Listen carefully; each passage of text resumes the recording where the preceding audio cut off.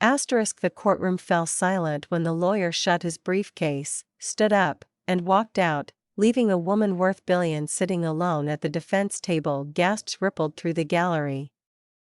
Cameras clicked. A judge frowned, and somewhere near the back, a janitor tightened his grip on a mop and whispered words that would change everything. "I'll take her case." No one laughed at first. They were too stunned. Her name was Eleanor Blackwood, and the headlines called her the Ice Billionaire.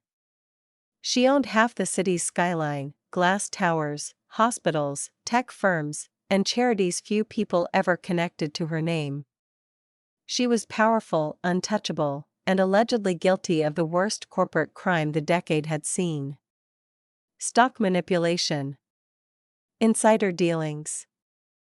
A trail of ruined pensions and broken lives. At least, that's what the news said. What the news didn't say was that Eleanor hadn't slept in weeks. She sat straight-backed in her tailored navy suit, silver hair pinned neatly, hands folded like a queen awaiting judgment. But inside, she felt hollow. When her lawyer abandoned her, publicly, dramatically, and with cameras rolling, it wasn't just strategy collapsing. It was the final confirmation of what she'd always known: power bought silence, money bought loyalty. But the moment things turned ugly, she was alone. The judge cleared his throat. "Ms. Blackwood, do you have representation?" Eleanor opened her mouth, then closed it. For the first time in her life, she had no answer. That was when the janitor spoke. Samuel Reed had worked that courthouse for 11 years. He mopped floors, emptied trash, polished railings, and listened. People forgot janitors existed, which made them excellent witnesses to truth. Samuel had heard sobs in bathrooms, bribes whispered in hallways, and confessions muttered into phones. He was 58, with worn hands, tired eyes, and a past he rarely shared. He'd once been a lawyer himself, until a powerful firm destroyed his career for refusing to bury evidence that would have hurt an innocent man. He lost his license, his reputation, his marriage. All he kept was his integrity, and even that felt heavy some days. That morning, as Samuel cleaned the back benches, he'd listened to Eleanor's case. Something didn't sit right. The evidence felt curated. Too neat. Too perfect. And the prosecution's confidence wasn't the confidence of truth, it was the confidence of control. When Eleanor's lawyer walked out, Samuel felt something old and sharp stir in his chest. A memory of standing alone in a courtroom once. A memory of being abandoned when doing the right thing became inconvenient. Before fear could stop him, he stepped forward. "I'll take her case." Every head turned. The judge stared. "Sir, this is a court of law." Samuel nodded. "I know. I practiced law for 20 years before I cleaned them."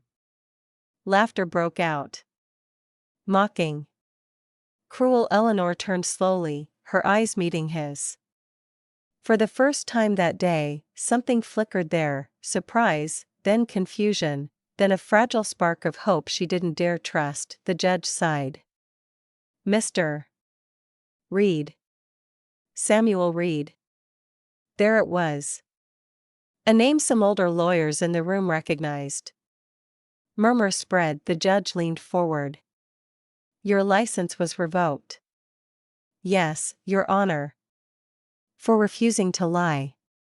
Silence returned, heavier than before. The judge studied him for a long moment. Then, against protocol and expectation, he said, "Ms. Blackwood, do you consent?" Eleanor hesitated. The rational choice was to delay, to hire another expensive legal team.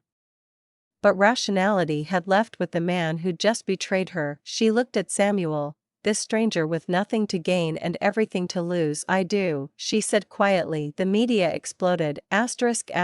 Billionaire defended by janitor. Desperation or scandal. Fall from power. Samuel was mocked relentlessly. Late night shows turned him into a punchline. Comment sections were merciless. Even courthouse staff warned him he was making a mistake, but Eleanor didn't laugh. She watched him work. Samuel didn't dazzle with theatrics. He read every document himself.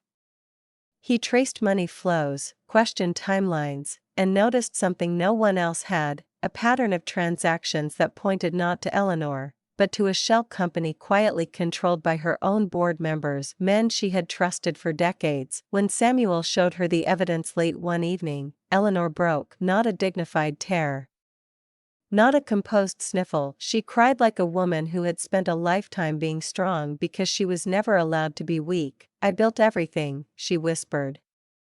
"I gave them everything. Why would they do this?"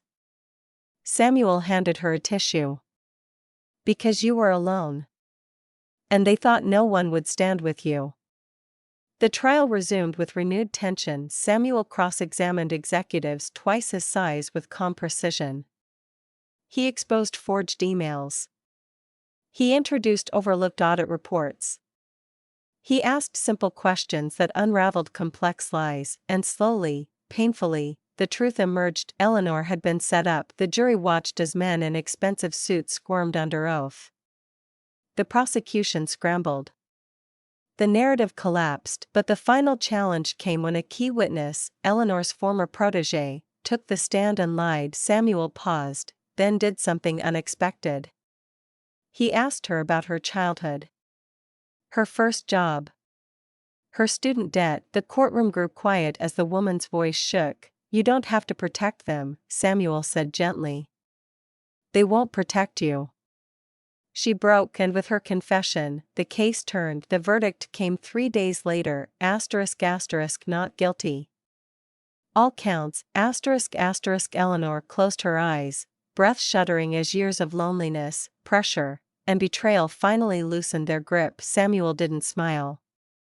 He simply nodded, like a man who had finished what he started. Outside, reporters swarmed him. "Why did you do it?" one shouted. Samuel looked back at the courthouse doors, where Eleanor stood alone again, until she wasn't. She walked to his side. "Because," Samuel said, "everyone deserves someone to stand up when the room walks out." Eleanor placed a hand on his arm. That day didn't just clear her name, it changed her life. She dismantled the corrupt board, rebuilt her company with transparency, and funded legal aid programs nationwide. Samuel's license was reinstated, but he chose something different. He became her partner, not in business, but in purpose. Two lonely people, written off in different ways, found meaning by standing together, and the world learned a lesson it often forgets. True worth isn't measured by titles, money, or status, but by who stands up when it's hardest to do so.